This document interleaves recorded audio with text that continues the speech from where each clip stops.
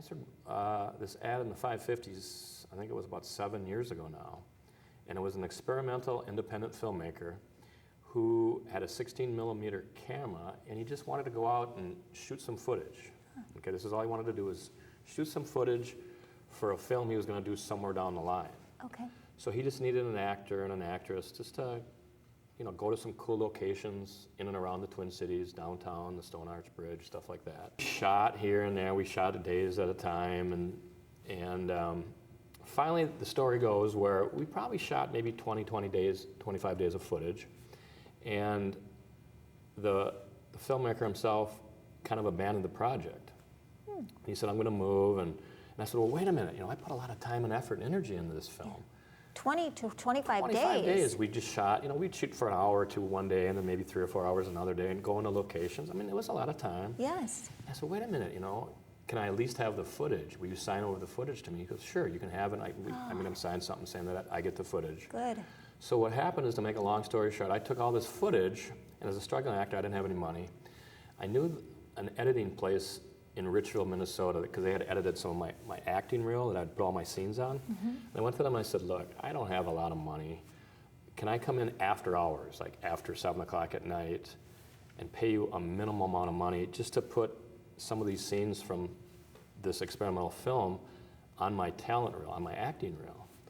So the guy said, yeah, you know what, buy me a couple cases of beer and come in after 7 o'clock at night when everyone's gone home, okay?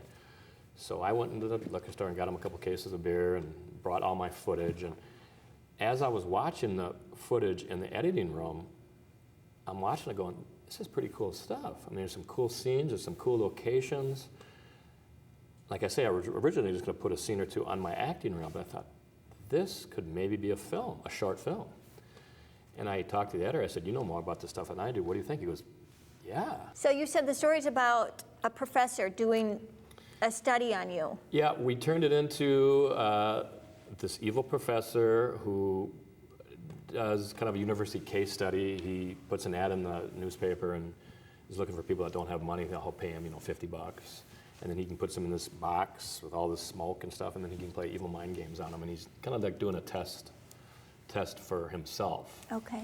Yeah. What I found interesting is he does a test for himself, but you, even though you're being controlled and mind games are being played with you, you get some benefit out of this in a manner of speaking. Yep, I meet the girl, once you see the film, I meet the girl of my dreams, so to speak. Yeah, what a deal for... Good deal. Yeah.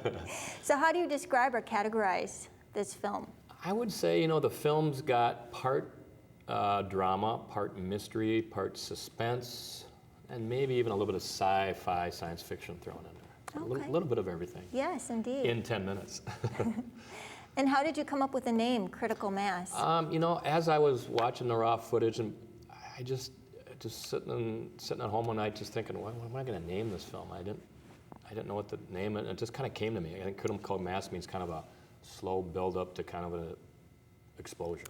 That's kind of what happens in the film. He just slowly gets angry and then just explodes at the end. I think that the main surprise is that, you know, when I got the footage and I watched it in the editing room, just, you know, we just used a simple 16 millimeter camera, which nowadays is really a junky camera because they have so much advanced stuff nowadays, as you know. This was just a junky camera. I bet you probably couldn't even, you could probably buy a camera like this now on Craigslist for maybe $100. Okay. I was surprised that how good the footage looked, even though it was, you know, not a very expensive, elaborate camera. As I understand, you have a thank you for the producers of the Filmmakers Studio. I want to thank Joe and Scott because since I started hosting the show along with you, Bren, I actually, funny story, I actually kind of forgot about my film. You know, as I said, we shot it 6-7 years ago, and you know, I kind of tucked it away in my back bedroom, forgot about it, and then with hosting this show, I kind of thought, wait a minute, back in the day, I did a film.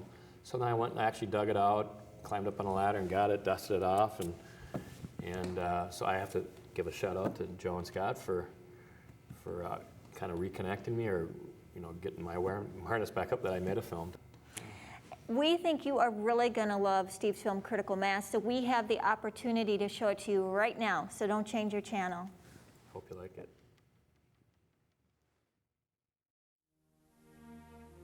Every so often in every person's life, the axis between reality and fantasy shifts.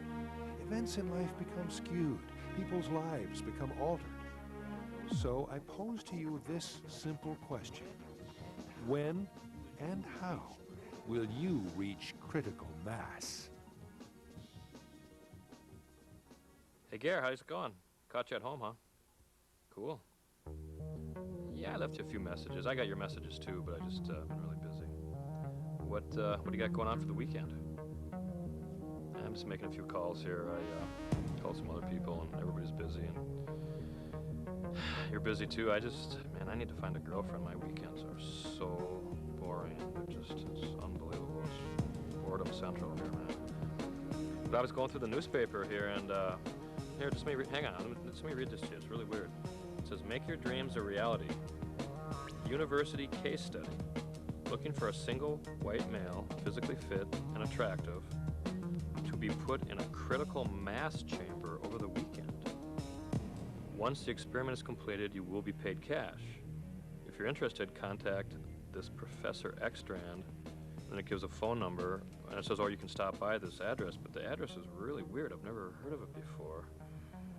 Huh. Well, as long as you're busy, and I've called a few other people, they're busy. Maybe I'll just stop by there. I got nothing to lose. I got nothing else going on. All right.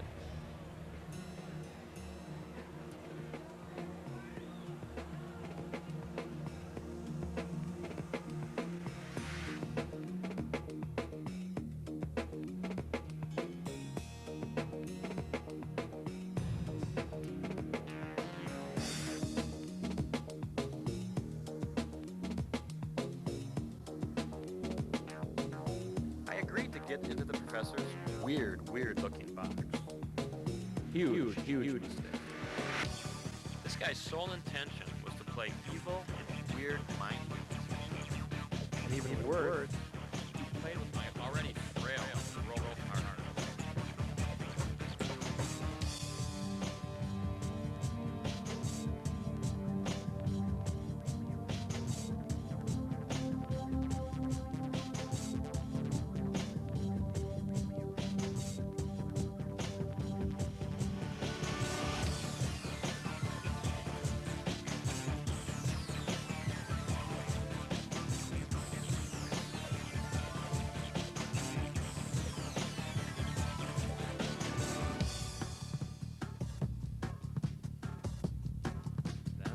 Couldn't speak or even think.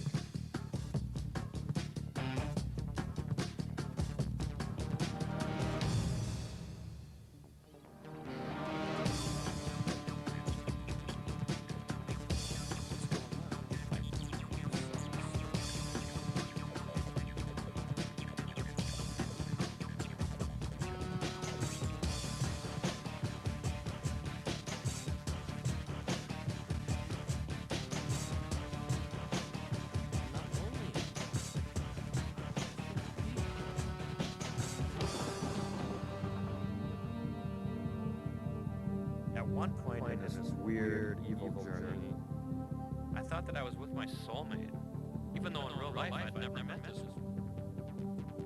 Then it gets weird. I saw my own death. And when this happened, I lost it. I freaked out. I reached critical mass.